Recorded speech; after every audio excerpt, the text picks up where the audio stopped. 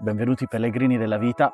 Oggi intervistiamo Laura Verrani, baccalaureato in teologia presso la Facoltà dell'Italia Settentrionale, si dedica da oltre 20 anni alla catachesi biblica nella diocesi di Torino ed è docente di formazione e approfondimento biblico presso l'Istituto Diocesano di Musica e Liturgia. Oppure in breve, Spiego la Bibbia alla gente. grazie. Laura, tu hai scritto questo libro, Libere, le donne audaci della Bibbia. Nel titolo Libere c'è un verbo implicito, liberare. Ma chi è, secondo te, che oggigiorno, la Bibbia deve liberare? Sì, io penso un po' tutti possono vivere un'esperienza di liberazione. Nel libro, un tema comune che attraversa i personaggi, che sono tutte donne, dell'Antico e del Nuovo Testamento di cui ho scritto, un tema comune è quello del margine, no, il fatto che vengano posti limiti, frontiere, confini, io li chiamo checkpoint, no, punti oltre i quali alcune categorie di persone non possono spingersi perché sono donne, magari, perché sono oggi, parliamo dell'oggi, no, questo è vero nella Bibbia, ma è vero anche oggi, i perché sono donne, quindi non hanno accesso a tutto dentro la vita di fede, perché sono persone che vivono determinate condizioni dal punto di vista, del proprio orientamento affettivo o per le proprie scelte di vita, no, perché non sono secondo le categorie, accettate, non sono a norma di legge, potremmo dire. Ecco, queste persone devono vivere, no, un'esperienza di liberazione. La Bibbia è molto liberante da questo punto di vista, perché ci porta al punto di vista di Dio sulle cose e se lo si coglie, se lo si legge, se lo si incontra, si vede che questi confini, questi checkpoint nella testa lui non li ha. Sono cose nostre e quindi scoprire questo è liberante, perché vuol dire scoprire, che io vado bene, no, perché trovare una porta chiusa, un divieto di accesso, un cammino non percorribile ti rimanda l'idea che in fondo in te qualcosa non va, tu non vai bene, no, dovresti essere diverso. E invece questo non è il pensiero di Dio, per cui anche chi gode di un privilegio, no, perché è maschio, perché che ne so, no, tutte quelle categorie di persone che hanno pieno di accesso a tutto quello che la vita di fede può offrire. Anche queste persone vanno liberate, perché stare dentro un confine, stare dentro un limite, alla fine è un po' come chiudersi dentro una prigione e quindi non stanno bene manco loro con le frontiere molto chiuse. Quindi la libertà ci apre a nuove strade. E parlando di cammini di libertà, tu mostri percorsi che non si impongono. Un ritorno appunto allo spirito, uno spirito che soffia dove vuole. Secondo te è questa la vera libertà? Sì, mi piace questa immagine che hai usato, che è un'immagine di Gesù, no, presa dal Vangelo di Giovanni, mentre Gesù sta parlando di notte con Nicodemo, il quale non capisce le parole di Gesù in realtà, no, Gesù dice che lo spirito soffia dove vuole e chiunque è nato dallo spirito ne sente la voce, ma non sa di dove viene e dove va. Quindi vivere nello spirito vuol dire vivere, imparando questa libertà, no, di seguire la voce che oggi capisci e che ti dice come muoverti, cosa fare, quali passi compiere, senza però, che si sappia tutto della direzione, no, questo vuol dire rinunciare a controllare tutto il percorso. Oggi certe scelte non si fanno, giuste, che andrebbero fatte, non si fanno, certi passaggi non si sbloccano, certi ruoli non si sbloccano, questi checkpoint non si aprono mai del tutto, perché si ha paura, no, paura che se diciamo sì oggi a questa cosa, no, per esempio diciamo sì alle donne diacono e poi vorranno diventare preti, benediciamo le coppie omoaffettive e poi vorranno sposarsi con un sacramento, cioè c'è l'idea che dobbiamo controllare tutto il percorso, ma questo non c'entra niente con la vita dello spirito. La vita dello spirito è quella che ha fatto Abramo, che è partito senza sapere dove andare. Il Signore gli ha detto: "Vai verso la terra che ti indicherò, te la indicherà." Non possiamo sapere tutto, no, ecco, quindi la libertà sì, ha proprio a che fare con una vita nello spirito, in cui oggi so quale passo fare e poi lascio a Lui il futuro. senza volerlo necessariamente controllare, perché questo è indice di paura e porta sempre a controllare coscienze e persone. Quindi la più grande libertà non è quella di scegliere sempre il proprio percorso, ma di poter scegliere di ascoltar lo spirito. Beh, perché lo spirito è liberante, cioè mi porta molto più fuori di quanto io possa desiderare per me stessa.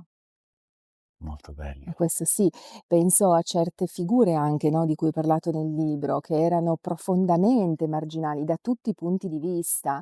La vedova di Sarepta, se posso fare un esempio, no, la vedova di Sarepta aveva tutti i cliché per essere totalmente un nulla, no, era una donna, era straniera, era pagana, era vedova ed era poverissima. Eppure, se deve dare a qualcuno un indirizzo giusto, Dio al profeta Elia dà l'indirizzo di quella donna. Cioè come avrebbe mai potuto pensare lei di essere così grande da, essere capace di ospitare la profezia?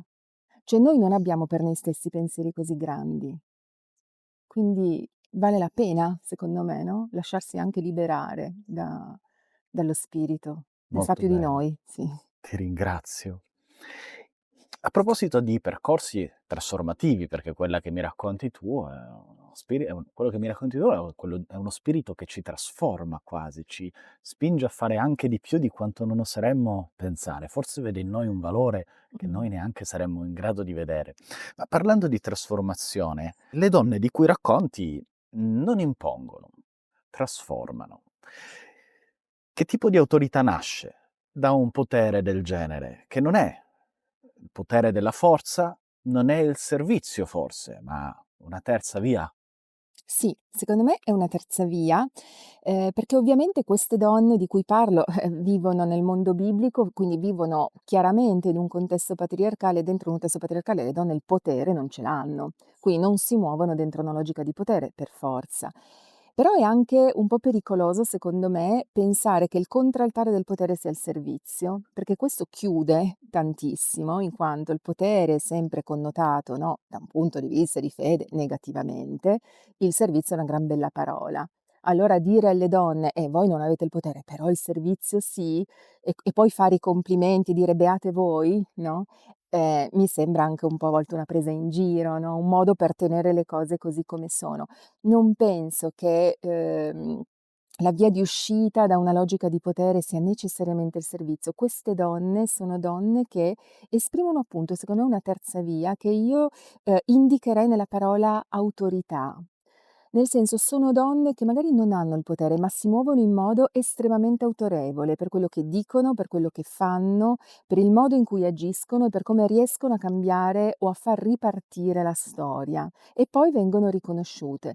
Allora la terza via secondo me è l'autorità, l'autorevolezza e questa si ha, secondo me, guardando a queste donne bibliche, nel momento e nella misura in cui si sa fare la cosa giusta, nel momento giusto, indipendentemente dal contesto, no, indipendentemente dal fatto che sia ritenuta possibile, legittima, no, sono tutte donne che sanno fare la scelta giusta nel momento giusto. Io penso che questa sia la radice profonda dell'autorevolezza e se il potere si appoggia su questo, allora anche il potere ha senso, no, e questo però è per tutti, donne, uomini, assolutamente. Quindi una terza via, autorità come capacità di fare la cosa giusta. Ti ringrazio. Nel libro utilizzi un tono pastorale. È una scelta per uscire dal recinto accademico? O una scelta per fare teologia dal basso, accessibile? Come mai? Il mio libro si capisce insomma, ecco. Ma di solito quando parlo alla gente mi capisce, ma proprio perché il contesto in cui mi muovo io normalmente non è accademico, no, come ti dicevo prima in una battuta, io spiego la Bibbia alla gente normale, non gli addetti ai lavori, no, gli addetti ai lavori sono i teologi, non voglio sminuire minimamente, il lavoro teologico, che è un lavoro che io faccio, no, seriamente quando mi preparo sulle cose, però poi nel momento in cui o scrivo o parlo, credo che sia veramente importante che chiunque possa capire il tesoro che c'è nella parola e come questo tesoro c'entri totalmente con la loro esistenza in ogni aspetto, no, Perché se il discorso è accademico molto alto, molto complesso, molto teorico, alla fine non capisci che la parola è un di Dio è un tesoro, no, perché non sai che cosa c'entra con te. E invece questo è assolutamente per tutti. Quindi sì, è una viene dal mio modo normale, no, così di lavorare con le persone, però è anche una convinzione, no, la Bibbia è per tutti, non è per addetti ai lavori. Quindi sì, questo linguaggio secondo me vale la pena usarlo. Ti ringrazio davvero tanto. E allora, amici, cosa posso fare se non raccomandarvi di, cliccare il link sotto nel video per cercare Libere, le audaci donne della Bibbia e dare una lettura. Ti ringrazio moltissimo per questo tempo che ci hai dedicato. Noi ci vediamo nel prossimo video e mi raccomando, pregate forte, pellegrini. Arrivederci.